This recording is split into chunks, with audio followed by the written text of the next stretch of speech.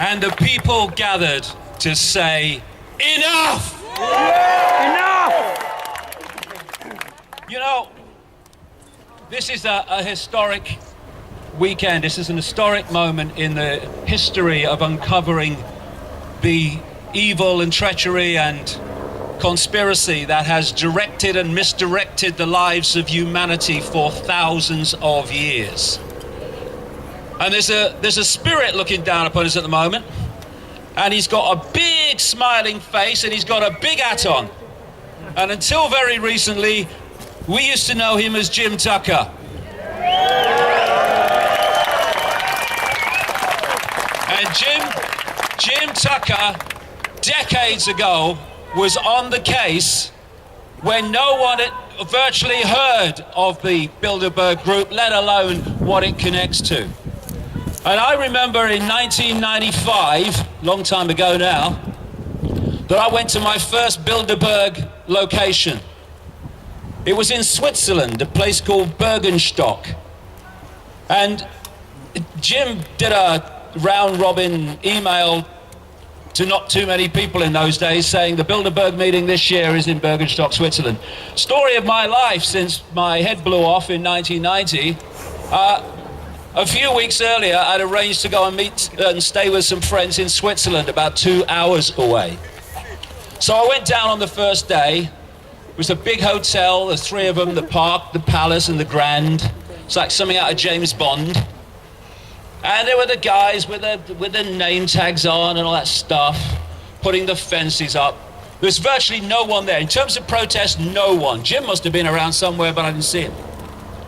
By then, during the actual event itself, when it started, went back. And this time you couldn't even get onto the mountain, never mind close to the hotels. Right in the far distance, you could not see where they were meeting. That's what happened in those days. Well, symbolism is very, very powerful because it visually gives you a fix on where we are.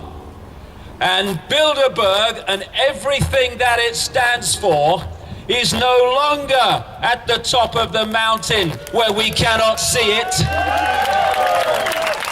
We are in its frickin' grounds. And it ain't seen nothing yet. Yeah. I think that speaker just blown. I think the best thing that you can do to understand the world and to understand yourself is to realize it ain't you that's mad, it's the world we live in and it's the people who run it. That's when the penny drops. Because what we've got is a situation where insanity has become normal. And this is how it happens. You're born into a madhouse, but you're told it's sane. You grow up in a madhouse. There's nothing that you ever see that isn't in the madhouse. And so to you, madness is normal. And when someone comes along and says, this ain't normal, this is madness, they say, you're bloody mad. Yeah, I know you can. And you know, the mainstream media, you know, bless their cotton socks, are going to have to come to terms very soon with a simple fact. That the person they abused and ridiculed for nearly a quarter of a century was the one who was sane, and the world they believe in is what is insane. Yeah. Once we realize that dynamic, the world starts to make sense.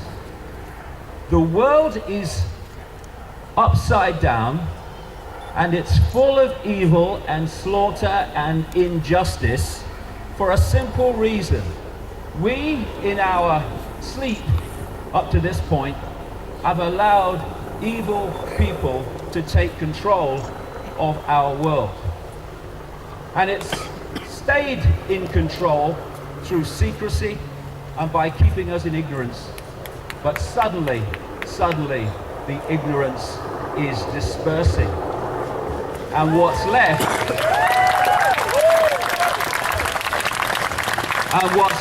is the clarity of the situation we face. We live in a world that's upside down. We live in a world that is mad while masquerading as sanity. And I'll give you an example. It's a very topical one. We're sitting here, right? Or I'm standing. Of the inversion of this world. Sitting here are thousands of loving, caring people who want peace and justice and fairness in the world. Yes.